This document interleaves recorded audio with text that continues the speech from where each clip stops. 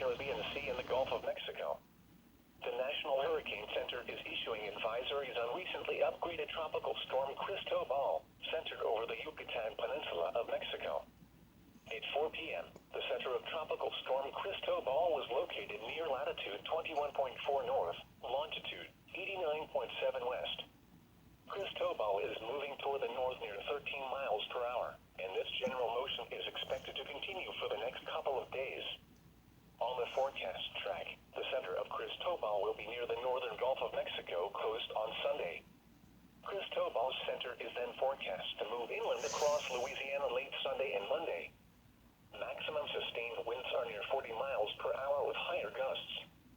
Some strengthening is forecast during the next 48 hours. Weakening will begin once Cristobal moves inland late Sunday and Monday. Tropical storm force winds extend outward up to 240 miles from the center.